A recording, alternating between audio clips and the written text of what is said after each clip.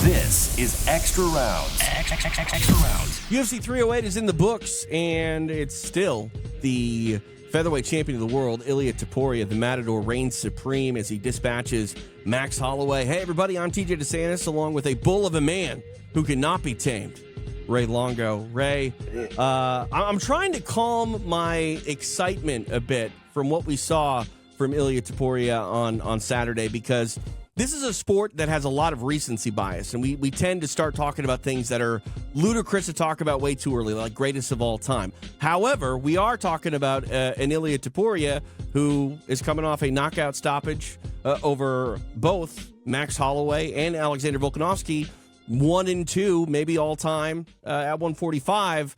How am I supposed to feel right now? Because right now I'm in love with the Georgian turned Spaniard. I got to tell you, I think your emotions are 100% correct.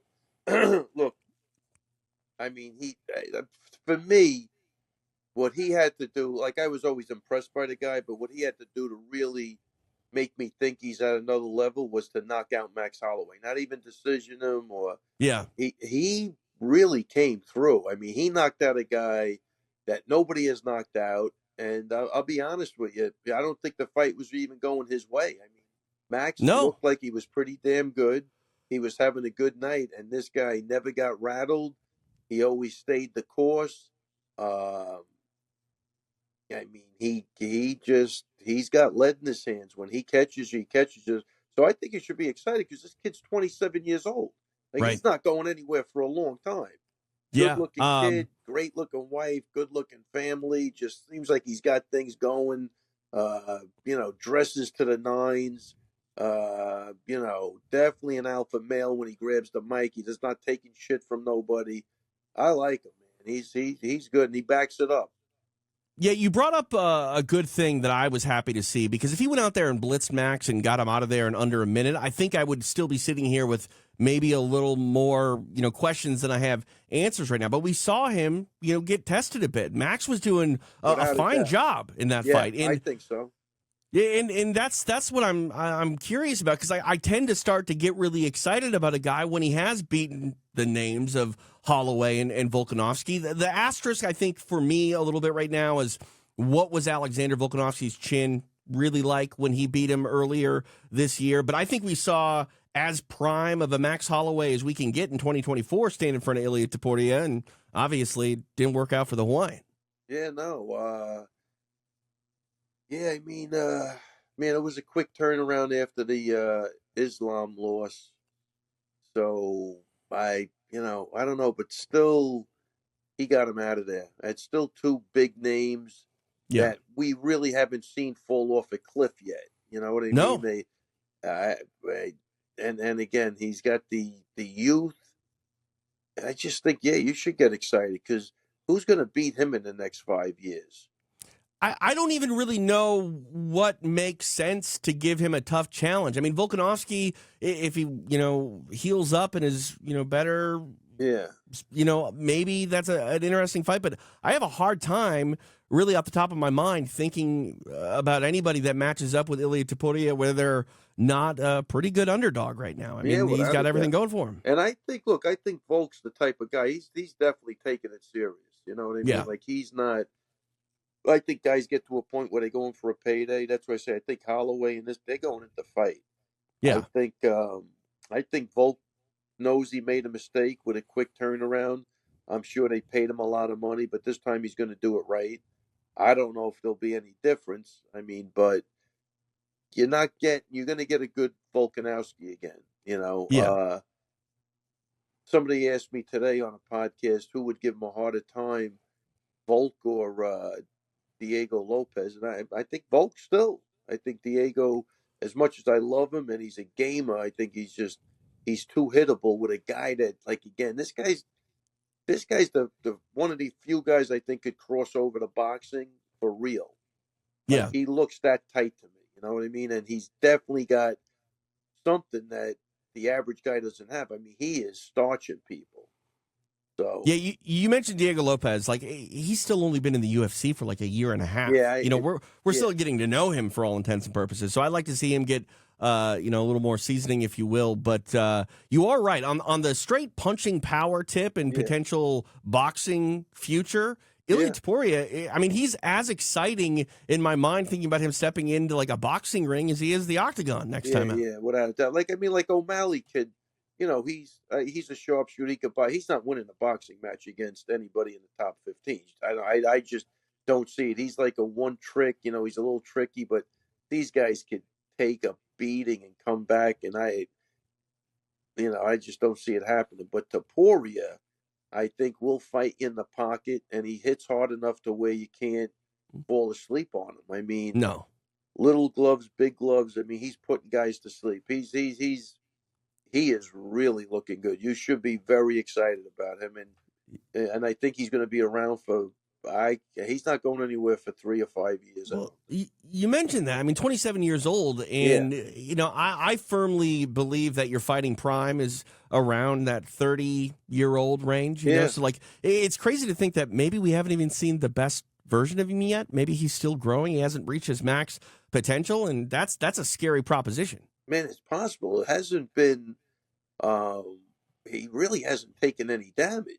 No. I mean, this guy's really in a good spot. And again, you can't fall asleep on his wrestling and his jiu-jitsu. I mean, Ryan Hall is a savage on the floor. Yeah. I mean, nobody did to Ryan Hall what this guy did. You know what I mean? So I don't think there's a gap in this guy. You know what I mean? Like, I think his wrestling's on point. I know from talking to Marab, the kid's he's an animal. You know what I mean? Like Adesanya might have had good stand-up. I don't know if he's got the jiu-jitsu or the wrestling. Right. But this kid's got it all, man. He really does. So, yeah, without question. We'll see what happens with him going forward. I think it's going to be a Volkanovski fight. It makes sense.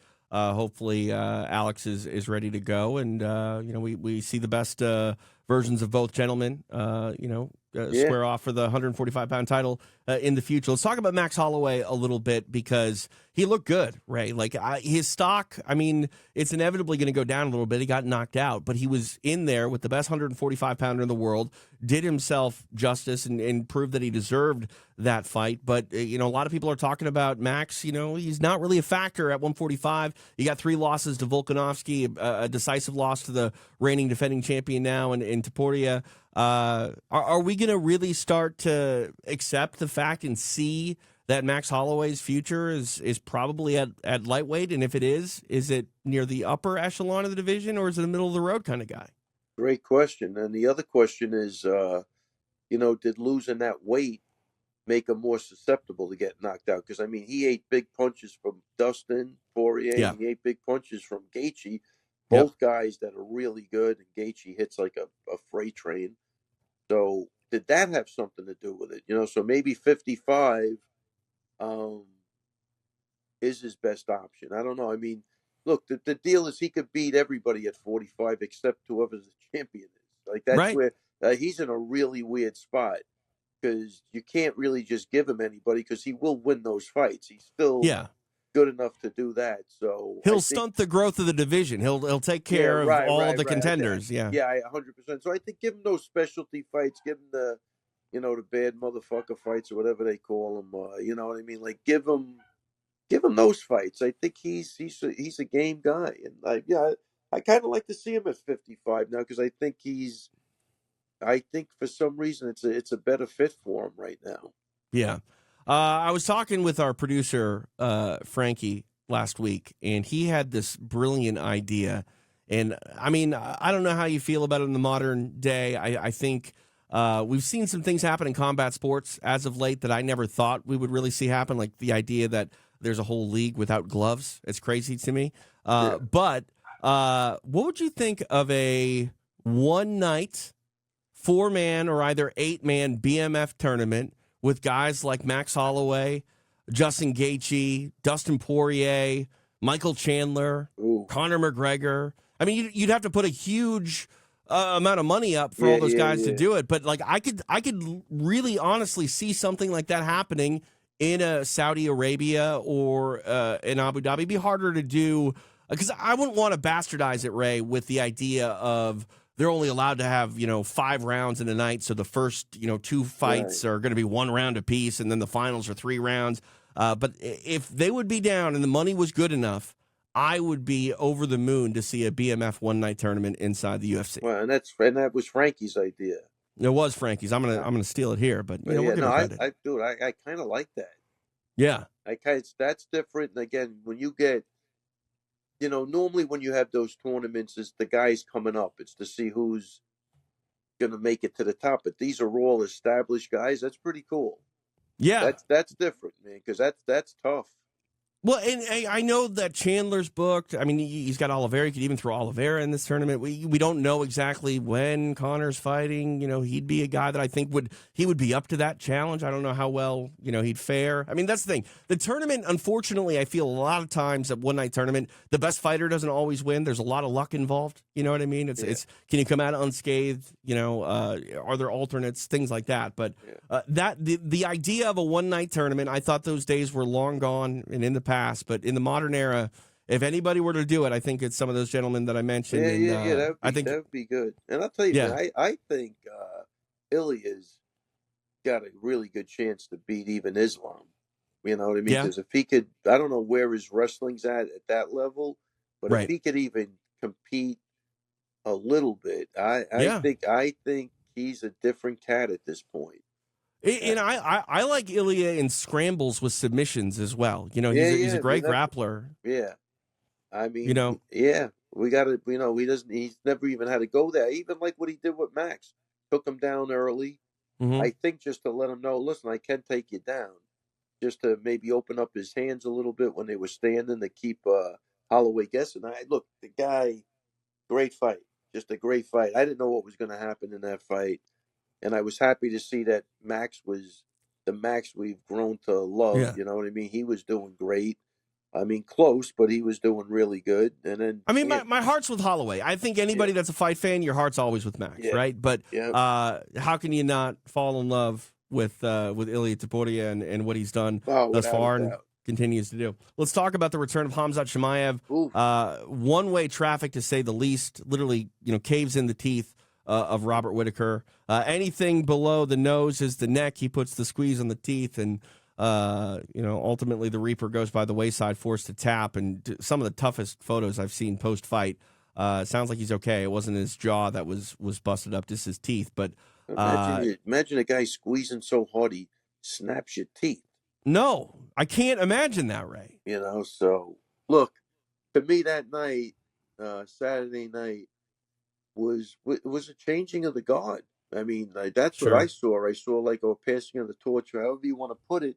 Yeah. Like these were dominant wins over really experienced guys. Yeah, it's a new generation. They're all coming to the end of their careers, I think, but they were all still in there.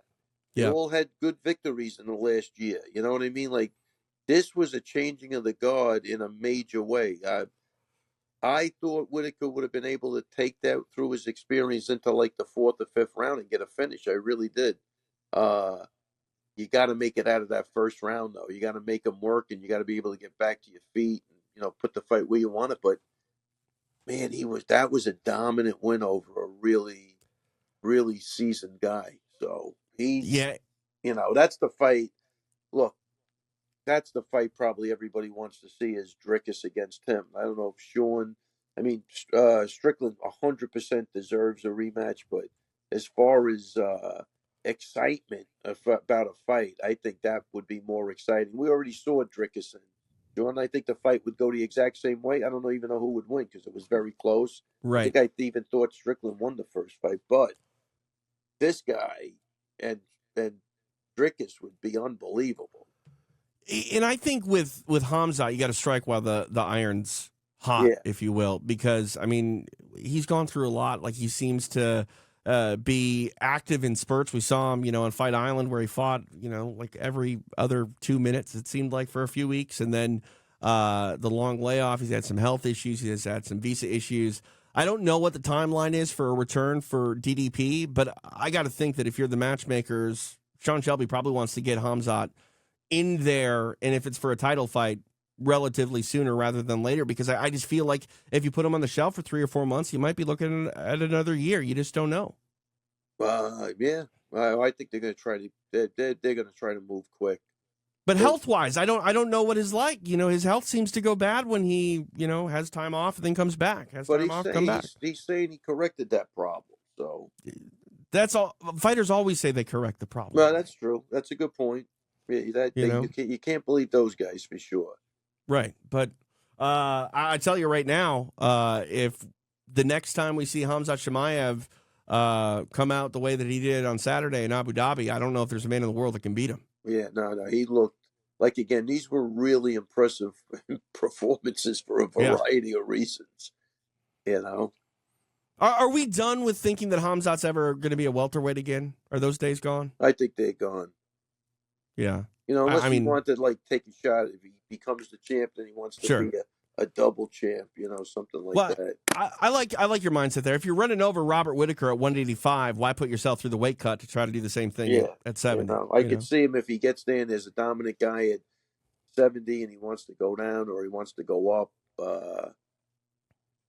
They're both in, one guy's the champ already. Ilia is really in a good spot, man. Holy shit. Like he's just because even how old is Khamzat? He's got to be young too. Oh, he is. Let me look that up. He's definitely in his 20s. My little machine here is taking its time. He is. Oh, actually, I'm wrong. He's 30. Yeah, so that's what I'm saying. 27 and 30 is but trust me, fighting wise, I think it's a huge difference. Yeah. You know what I mean? Like, because he's still got to wait to become the champion. So if he gets in there at 31, maybe who knows when he's going to turn 30. This other guy's on his way, man. Like, I don't know. You're looking at an Ilia Topuria that could have a title reign similar to like Anderson Silva at middleweight. It looks that way. I mean, I just don't see what's going to stop it. You know what I mean? So in even the contenders, I don't feel like. Don't get me wrong. I love Diego Lopez. He's one of the best fighters in the world. But his chin is up in the air a lot when he fights. Guy, right? He hits too hard for that. He really does. And it's not going to be one. He'll hit you a bunch of times. So I don't know. We got if Aljo gets past Mozar or whatever happens in that fight, maybe somebody emerges. That would be a tall order. But Aljo's a big 45 too. Yeah. So let's see what happens. There's still a lot to come before the year ends. Absolutely. It is extra rounds here on UFC Fight Pass. TJ DeSantis along with Ray Longo. We are here courtesy of DraftKings Sportsbook. The crown is yours. If you want to get in on the action, head over to DraftKings, sign up, make fights more interesting by putting some scratch down. The 205-pound division is super interesting. When you have a guy like Alex Pereira at the top, every time he fights, it's always interesting. But you have a number one contender that proves his position to be true in Magomed Ankalaev, gets past Alexander Rakic. There's still some question marks. Pereira is a guy that has done incredibly well for himself and really carved out a huge spot for himself in UFC history. Potentially one of the greatest to ever do it.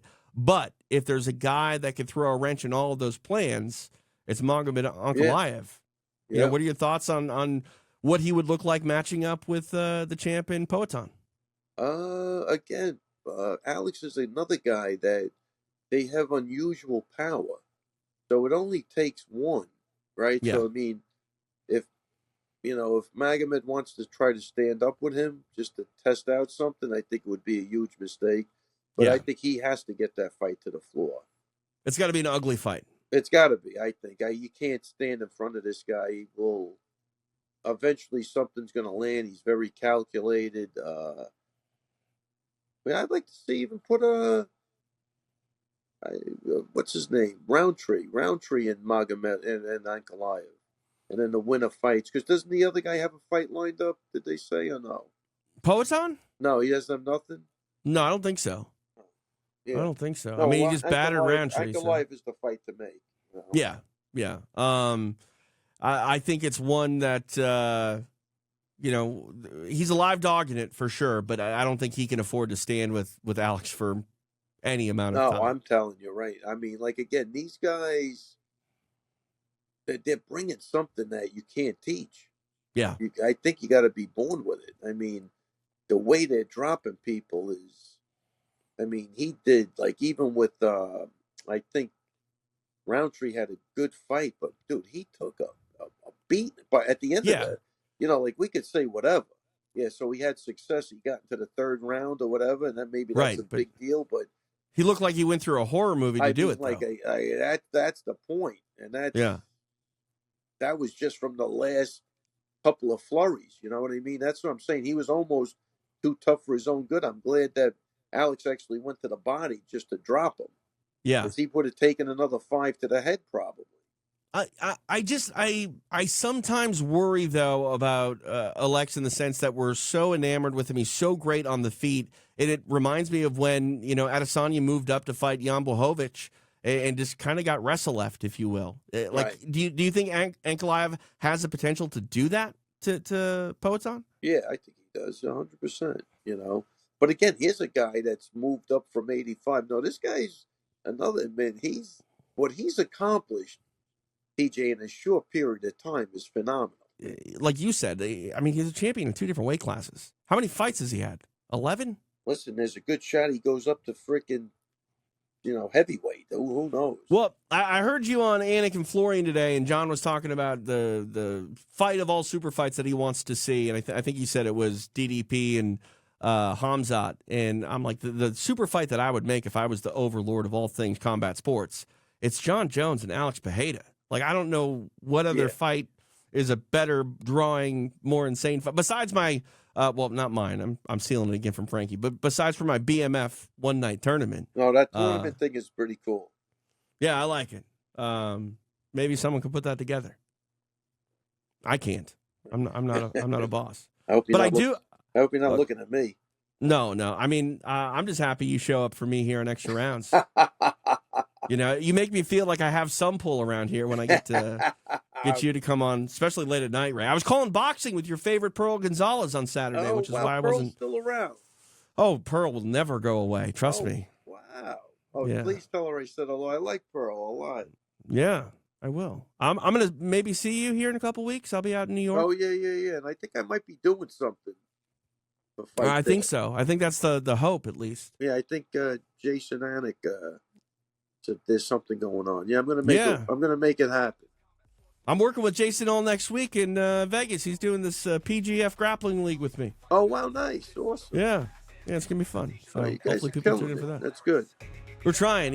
It keeps me married. The more I'm away from the house, the longer my marriage lasts. The secret to a great relationship.